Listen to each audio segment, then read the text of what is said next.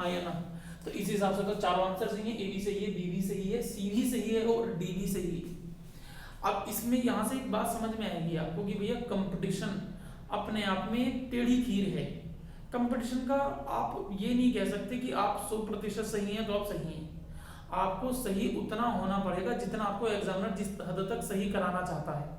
अगर आप अपनी बात को बिल्कुल अड़ा के रखें कि सर हम तो बिल्कुल सही हैं और हम नहीं बदलेंगे, तो कई बार ऐसा होता है एग्जामिनर आपके सामने ऐसी परिस्थितियों को लाएगा कि आपको एग्जामिनर के हिसाब से सही होना पड़ेगा, अदरवाइज आप गलत हो जाएंगे। देखो कैसे, इस सवाल का आंसर मैं कुछ भी लगा सकता हूँ बहस करने के लिए, देखो बड़ा अच्छा आर्गुमेंट हो जाएगा सर इसका आंसर ये भी है, ये भी है, ये भी है और ये भी है। लेकिन यहाँ पर दरअसल उसके सवाल पूछने का मोटिव क्या था, प्रश्न पूछने का, ये भी समझ लो। उसने एक सवाल के अंदर दूसरा सवाल निहित करके दिया। उसने पूछा निम्न में से कौन से ऊष्म है, तो पहला सवाल तो यही होगा कि कौन से ऊष्म है। चलो एक काम कर देता हूँ मैं, है ना, थोड़ी सी तुम्हारी दुविधा और आसान कर देता हूँ और यहाँ पर मैं आपका लिख देता हूँ। अब हुआ क्या, देखो अब यहाँ पर उसने दो सवाल दिए। पहला सवाल तो ये होगा कि निम्न में से कौन से ऊष्म है, तो ये वाला तो आंसर नहीं होगा, ये ऊष्म नहीं है। क्यों? क्योंकि इसमें आपका अलग लिख दिया ऊष्म से, है ना, लिख दिया। तो अगला सवाल है सर ये तो तीनों ऊष्मा क्या आंसर रहा है, तो उसके एक सवाल के अंदर दूसरा सवाल क्या था, वो सवाल ये था ऊष्म तो हैं लेकिन भैया इनका क्रम भी आपको सही तरीके से ही लगाना पड़ेगा। अब अगर आपको इनका क्रम सही तरीके से याद है तो आप सवाल सही कर पाएंगे, और अगर नहीं है तो पोषमपा भी पोषमपा। क्यों कपिल बाबू, गलत तो नहीं है? तो जरा ध्यान से देखो भैया, हाँ कपिल बाबू आंसर क्या होगा, पहला वाला नहीं भैया, आंसर होगा तीसरा वाला। पहला वाला तो तकाजे में लगा देते आप कि सर ऐसे ही बोले जाते होंगे, ऐसे ही बोले ना हमने सर, ये छोटा से, ये बड़ा से, ये बड़ा हो गया 4 साल के 7 साल का हो गया, इसे पोलियो की दवाई नहीं पिलाई जा रही है। और ये आपका हो गया, ये आपका और भी पेट चिरस है, इसको ऑपरेशन हुआ, सिजेरियन डिलीवरी हुई थी इसे। सुधर जाओ कपिल भाई सुधर जाओ। हाँ जी ये बताओ, ये वाली कहानी समझ में आ गई? चलो बच्चों तो ध्यान रखेंगे यहाँ से आपके ऊष्मा में। चलो आगे और चर्चा कर लेते हैं जरा। तो अगली कहानी आपकी कहाँ से होगी, देखो आपके ये तो हो गई, इनके अलावा इसमें कुछ और प्रभाव भी हैं जो प्रभाव हमारी हिंदी पर पड़े हुए हैं। जरा एक बार बोलो, मैं पेवर की बात करता हूँ जी, क्या लिखा है, पे, बहुत आसान। ये क्या लिखा है, फे, बे, भे और में, बहुत अच्छी। देखो आपने क्या बोला पहले, पे, बोलो भैया बोलो, आप वीडियो देख रहे हो बोलो, आप सीखोगे। आपने बोला पे, फे, बे, भे और में। मैं एक बार रिपीट करता हूं, पे दोनों होठ भिड़े, में दोनों होठ भिड़े, भे दोनों होठ मिले, बे में भी दोनों होठ मिले, फे में नहीं मिल रहे सर। इसका मतलब अगर आपके इसमें होठ नहीं मिल रहे, या तो आप गलत हो या वर्णमाला के हिसाब से ये गलत है। कोई ना कोई सी दो कंडीशन होंगी, दो कंडीशन में से कोई सी एक सही होगी भैया, या तो हम गलत हैं या वर्णमाला गलत है। सर वर्णमाला कैसे गलत करोगे, ये तो फिर वही बात होगी। अब जरा ध्यान से देखो, दरअसल ये फे नहीं है, मैंने जानबूझ के 3 या 4 बार इसको गलत बोला है। आप लोग दरअसल आपके ऊपर इतना ज्यादा प्रभाव पड़ चुका अन्य भाषाओं का कि आपको एहसास ही नहीं होता कि सर हमने गलती कहाँ पर कर दी।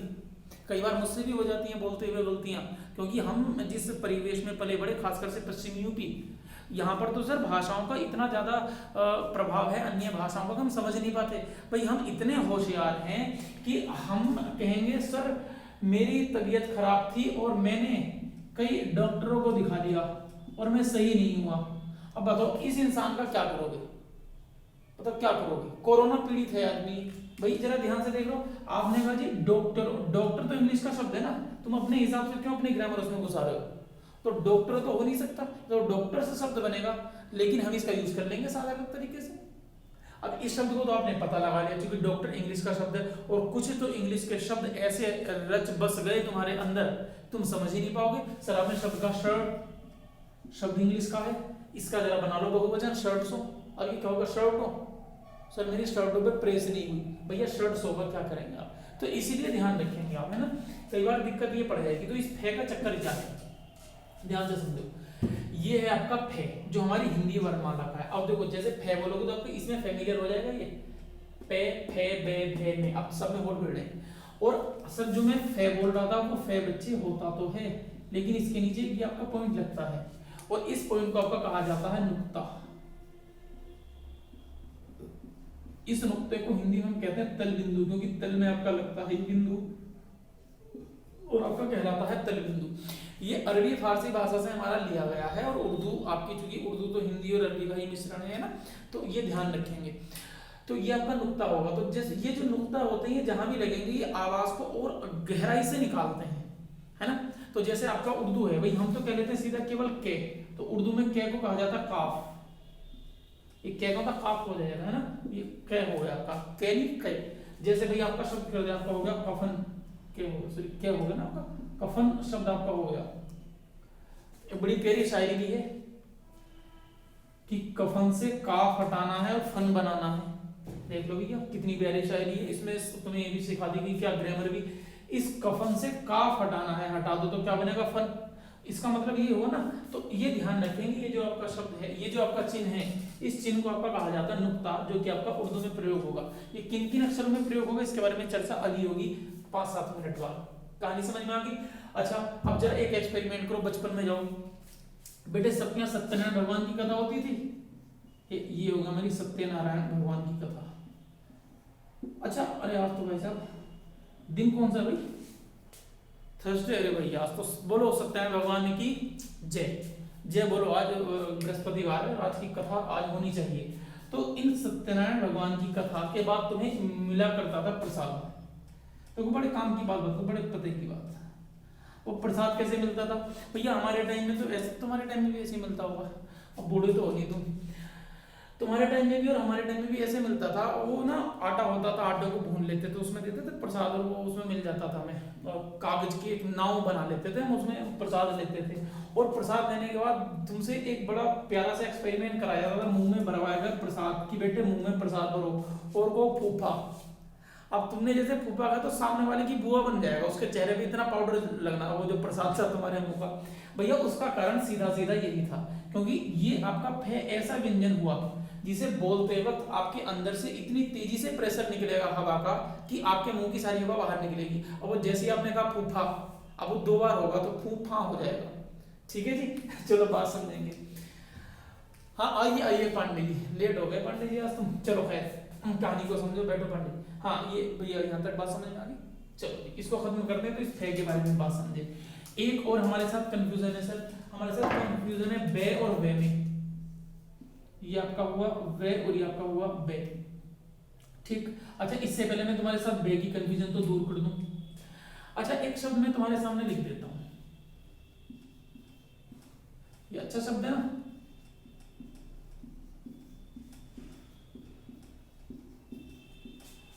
एक ये लिख दिया,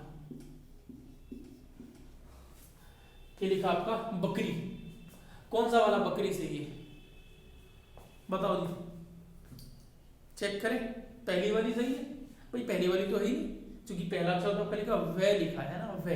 तो वे में क्या होता है, दांत और होठ दोनों भिड़ते हैं, इसको दंतोष्ठ्य कहा जाता है। तो जब आपका बकरी हुआ, ये बकरी तो बिल्कुल गलत है। अब बकरी सही है सर, इन तीनों बकरियों में डिफरेंस क्या है जरा ध्यान से देखो। इन तीनों बकरियों को, इनका मटन बनाने के लिए इन तीनों बकरियों का पेट अलग अलग तरीके से चीरा गया, जैसे कहते तुम पेट चीरा बे, ऐसा है। तो ध्यान से देखो, अगर मैं इसको जूम करूं तो जूम करने के बाद मेरे बालक, मैंने इसको जानबूझ करके जूम किया, कर दिया जूम, और इसको ऐसे लिखा था।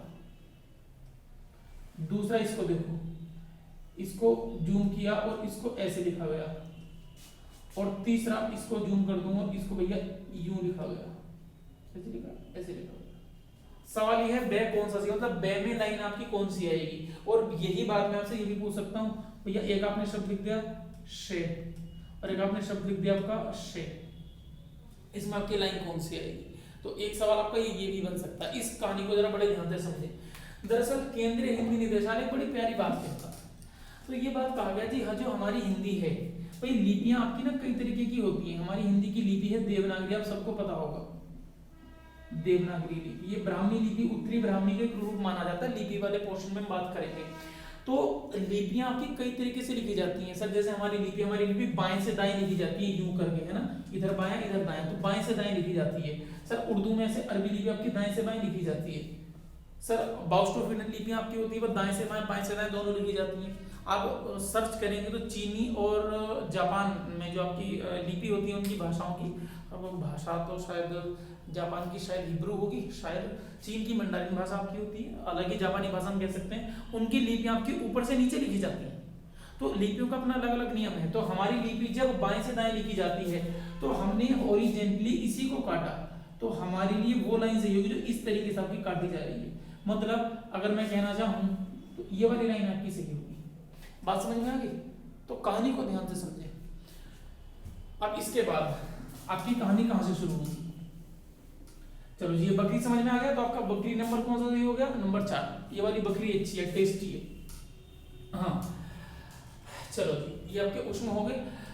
इसके बाद आपको थोड़ी सी और परेशानियां होंगी इनमें, बाकी आपको परेशानी नहीं होती, और परेशानी पर अब जरा चर्चा करेंगे।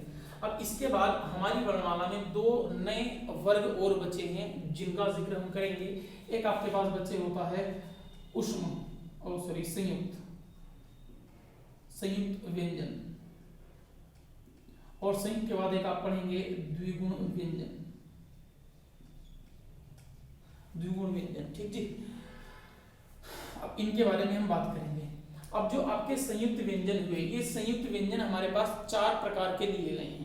4 कौन कौन से हैं इनको बोलेंगे क्या? मैं बोल के तो बताऊंगा, मैं लिख देता हूं। पहला तो आपका होता है ये, आपका होता है दूसरा ये, तीसरा ये और चौथा ये, है ना। एक तो कई बार इनके क्रम के बारे में आपकी चर्चा हो जाती है, आप ध्यान रखें। कई बार हम सोच लेते हैं अंतिम ये होता है, अंतिम ये नहीं होता, अंतिम इसको मानते हैं। इसको किसको क्या कहेंगे जरा समझ लेते हैं। अभी इन चारों को मैं यहाँ पर लिख लेता हूँ, यहाँ लिखने के बाद इन पर सब पर विस्तृत चर्चा करेंगे संयुक्त पर। हाँ जी, पहला वाला आपका लिख लिया गया ये, दूसरा वाला आपका लिख देते हैं ये, तीसरा वाला हमारा शिकारी, और चौथा वाला हमारा ये भी आपका शिकारी हुआ। अब जरा मेरे प्यारे बच्चे इसको बड़े ध्यान से समझो। जो पहला अक्षर आपका लिखा ये है क्या? ये दरअसल आपका क और श से मिलकर के बना, तो क्षय कहा जाएगा इसको। क्षय के आधा और क्षय पूरा, क्षय कहा जाएगा। अक्षय नहीं कहेंगे भैया, छह भी नहीं कहेंगे। अगर छह कहोगे तो छह के लिए वर्णमाला में आपको स्पेशल दिया हुआ है, छह छत्री, ये आपका क्षय शब्द है, क्षय। अब इस क्षय की क्वालिटी क्या हुई, या इसका आपका अर्थ जो है, इसके आपको यहाँ से एक रूल क्या ध्यान रखना है, यहाँ पर मिस्टेक क्या होगी बच्चे? मिस्टेक होगी जब आप इसका स्पेलिंग बनाओगे, आप इसको स्पेल करोगे इंग्लिश में, आप इसकी स्पेलिंग बनाओगे। मान लीजिए मैंने आपको कोई शब्द दे दिया, आपसे शब्द का आपका क्षत्रिय, आप जब क्षत्रिय की स्पेलिंग बनाओगे, आपको शब्द कहा क्षमा, आपको शब्द आपका क्षेत्र, आपको शब्द आपके सामने बहुत सारे, मैं बहुत सारा आपका शब्द लिख देता हूँ आपका, तो क्षम्य आपके सामने शब्द लिख दिया, ठीक जी। तो ये जो शब्द है आपके साथ क्षय से शुरू हो रहे हैं, मैं शुरू होने की बात करूं, बीच में भी आपका आएगा, तो इनको जरा जैसे मान लीजिए मैंने अक्षय शब्द लिख दिया, हमारा मित्र, ठीक जी। तो जरा ध्यान से देखो राणा जी, अक्षय राणा भैया ध्यान से देखो। तो कहानी आपकी कहां से होगी? जैसे आपने क्षत्रिय शब्द को देखा, जब आप एक क्षत्रिय शब्द को लिखोगे, आप स्पेलिंग बनाना शुरू करोगे। अब दरअसल हम लोग इस क्षत्रिय को त्रुटि पूर्वक हम बोलते हैं क्षत्रिय, त्रुटि पूर्वक, गलती है थोड़ी है ना, सुधार लेंगे आप। ये इसको हम कई बार कहते हैं जी क्षमा कर दिया मैंने उसको, सर शब्द गड़बड़ हो जाएगा। आपने कहा सर क्षेत्र कि मेरा अधिकार क्षेत्र है, सर क्षेत्र तो कोई शब्द नहीं बना हिंदी में, क्षम्य आप इसको पढ़ लोगे। तो दरअसल आप इस क्षय को 6 कई बार उच्चारित कर लेंगे, फिर वही बात सर, अगर हम उच्चारित जो करेंगे हम स्पेलिंग उसी के हिसाब से बनाएंगे। तो आप इस क्षत्रिय की स्पेलिंग बना दोगे किससे? सर आप एस से बनाना शुरू कर दोगे। क्षमा, क्षमा की स्पेलिंग एस से बना, सी से बना सकते हैं कुछ लोग, सी और एस लगभग सेम काम करेंगे। छेद की स्पेलिंग आप एस से सी से बनाओगे, गलत है। जरा ध्यान से देखेंगे कि स्पेलिंग बनेगी कैसे। भैया ये आपके छह तो नहीं, आपका क्षय है, इसमें पहले आपकी के की आवाज आएगी, तो जब के की ध्वनि आएगी तो के की ध्वनि आपकी बनेगी के से, और शय आपका से होता तो एस से, और शय है तो आपका एस एच, और बाकी आपको जैसा दिया हो। क्षत्रिय के S H A T R बनेगी, क्षमा के S H A M A, तो क्षमा की स्पेलिंग आपकी बनेगी के S H A M A. इसको कस्मा तो पढ़ोगे नहीं आप, सब क्षेत्र है तो क्या बनेगी आपकी K S H E T R A, क्षेत्र होगी ना, क्षेत्र। तो क्षेत्र, क्षेत्र नहीं पढ़ोगे, क्षेत्र हो जाएगा शब्द, क्षमा आपका हो जाएगा। बात यहाँ तक समझ में? तो इसकी स्पेलिंग में कई बार बड़ी दिक्कतें हो जाती है मेरे प्यारे बच्चों। अक्षय, सर अक्षय में आपको बहुत बड़ी ज्यादा दिक्कत नहीं पड़ने वाली, क्योंकि क्षय बीच में है। तो ए KSHYA, तो देखो ध्यान से इसमें भी KSH आया है, ठीक है, तो ध्यान से समझेंगे, इसमें आपको कई बार स्पेलिंग में दिक्कत हो जाती है। इसके बाद दूसरा आपका शब्द आएगा त्रय। इस त्रय के बारे में अपनी कहानी है, शिव जी का त्रिशूल।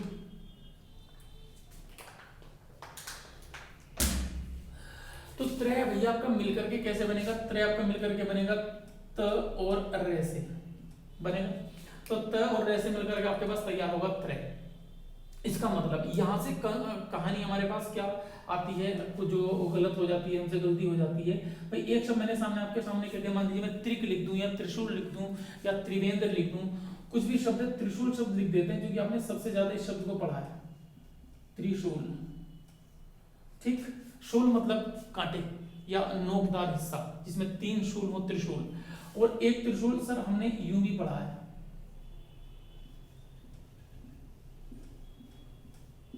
अब देखो सवाल ये है सर यहाँ पर त्रिशूल कौन सा लिखा हुआ सही माना जाए। तो अगर मैं इस सवाल की बात करूं कौन सा लिखा हुआ त्रिशूल सही माना जाए, तो सर हमने तो ये वाला भी पढ़ा है और भैया हमने ये वाला भी पढ़ा है। तो भैया ज्यादा परेशान होने की जरूरत नहीं है, अपने हिसाब से आप कोई सा भी सही कर लो, लेकिन सच्चाई क्या है या आपका हिंदी क्या कहती है? हिंदी ये कहती है कि भैया जब मैंने त और रे को मिला दिया, ठीक है जी, और त और रे को मिलाने के लिए तुम्हें नया चिन्ह प्रोवाइड करा दिया गया त्रय। तो जब तुम्हें नया चिन्ह दे दिया गया तो जरूरी है आपको अपनी मक्कारी करना या कलाकारी करना? नहीं ना। तो इसका मतलब इसको पूरे तरीके से हिंदी में अस्वीकार कर दिया गया, पूरे तरीके से खारिज कर दिया, एक सिरे से खारिज कर दिया। तो आपका सही कौन सा ये वाला त्रिशूल। लेकिन सर दिक्कत वाली बात ये है, अब देखो कंपटीशन यहाँ से भी अपना क्या लेवल, कितना मजेदार लेवल देगा। 2 तरीके के मैं सवाल तुम्हारे सामने लिख देता हूँ। पहला सवाल आपका ये हुआ, यहीं पर लिख रहा हूँ, उसको मैं बाद में लिख देता हूँ। आपका पहला सवाल मैं आपके सामने लिख देता हूँ कि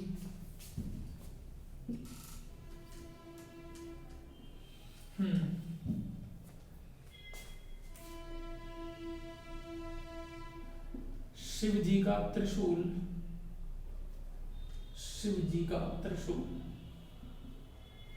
वापस लौट आया।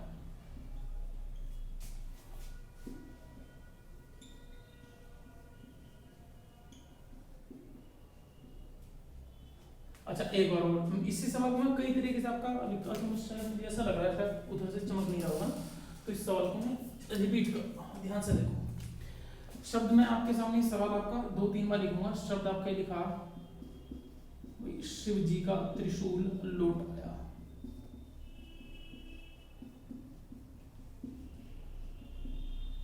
दूसरा मैं इस सवाल को यूं कर देता हूं,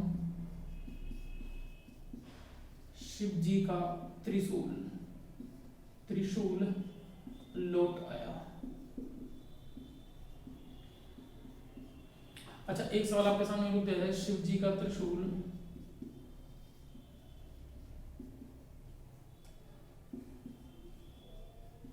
वापस लौट आया।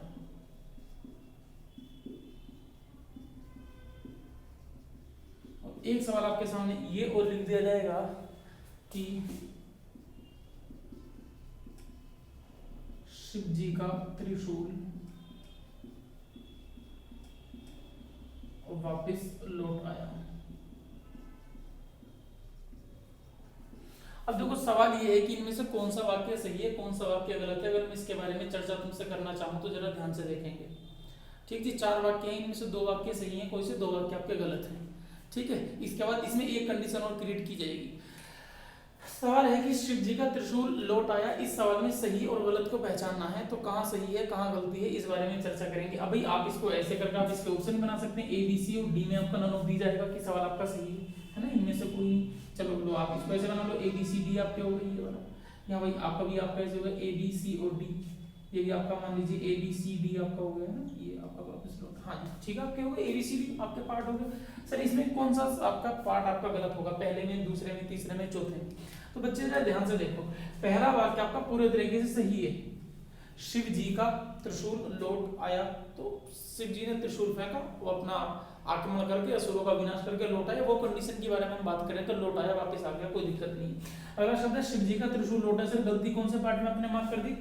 बी पार्ट में, दूसरे वाले हिस्से में क्यों कर दी सर? रूल हमारे पास ये रहा सर, त्रिशूल ये वाला सही है और ये वाला त्रिशूल गलत है। ध्यान से देखो, त्रिशूल ये वाला सही है, ये वाला गलत है, तो सर ये वाला आपका वाक्य गलत होगा। बहुत अच्छी बात है। अब अगला सवाल समझेंगे नहीं, शिव जी का त्रिशूल वापस लौट आया, इस सवाल में कहाँ गलती? सर त्रिशूल तो सही है, इस सवाल में गलती अगर आप ध्यान से देखो, वापिस और लौट आया। सर वापिस का मतलब ही लौटना होता है, या लौटने का मतलब वापिस होता है। तो या तो सवाल देखो वापिस आ गया या फिर लौट आया, तो इस वाक्य के इस वाले हिस्से में गलती है ना? ये आपके एक जैसे दो शब्द इसमें एक साथ आ गए, एक ही अर्थ देने वाले, जो कि आपके गलत माने जाते हैं हिंदी में, इंग्लिश में भी गलती। शिव, ये जी लिखा है, शिव जी का त्रिशूल वापिस लौट आया। अब इस सवाल को समझो। सर सवाल तो ये भी गलत है, इस सवाल में दो गलतियां मार्क हुई। एक तो आपकी ये वाली, त्रिशूल सर ऐसे नहीं लिखा जाना चाहिए, और ये वाली गलती तो ऑलरेडी आपकी है। तो इस सवाल को तो आपका सर ये दो जगह गलत हुआ। तो ऐसी स्थिति में आप क्या करेंगे? आपके पास सवाल के ऑप्शन हूबहू यही आ रहे हैं एग्जाम में, तो आप इसका आंसर, हालांकि ऐसे सवाल ही एग्जाम में जाकर के चैलेंज हो जाएंगे, बाद में कोई बच्चा कोर्ट में उसको चैलेंज कर देगा, लेकिन फिर भी आप क्या लगाएंगे? इस सवाल का आंसर आप लगाएंगे ये सर। पहली बात तो इसमें दो दो गलतियां हैं। एक तो आपका कहने का मतलब आप ये कह लो सर इसमें एक गलती है और इसमें आपकी दो गलतियां हैं, तो सर आप गलती की अधिकता देखते हो किसको आंसर लगा दोगे। लेकिन दूसरा नियम क्या कहता है? नियम ये कहता है कि कुछ किताबों में त्रिशूल ऐसे भी लिखा जाता था, पुरानी किताबों में। अब वो किताबें सारी चलनी तो भी बंद नहीं है, तो ये है उनका मुद्रण सही तरीके से हो गया, लेकिन जो पुरानी किताबें हैं वो तो हैं, तो इसलिए कहा जाता है ये है तो पूरी तरीके से गलत। लेकिन अगर आपको कहीं इसको सही मानने की आवश्यकता पड़ेगी तो आप इसको सही मान सकते हैं। तो देखो आपने क्या किया ऐसी कंडीशन में, जब आपने इसका आंसर ये लगाया, हालांकि गलत ये भी है और ये भी है, लेकिन फिर भी जब आप इसको सही मान रहे हो तो आपने यही तो किया ना भी, आपने इसको सही मान लिया और इसको बड़ी गलती मान लिया। बात समझ में आ गई? तो ध्यान रखेंगे। देखो बच्चों एक चीज समझो, केवल ये ना समझे कि सर हिंदी है तो बहुत आसानी से हो जाएगी या बहुत मुश्किल से होगी। ना आसान है ना मुश्किल है। सर आसान उनके लिए हिंदी है जो कि बहुत बेहतर तरीके से पढ़ते हैं, और मुश्किल तो उनके लिए बहुत है जो पढ़ते ही नहीं है। इसलिए चीजों को केवल समझो, है ना? चलो भाई अगला शब्द हमारे पास में लिखा था ये, पता नहीं क्या बोलते हैं इसको।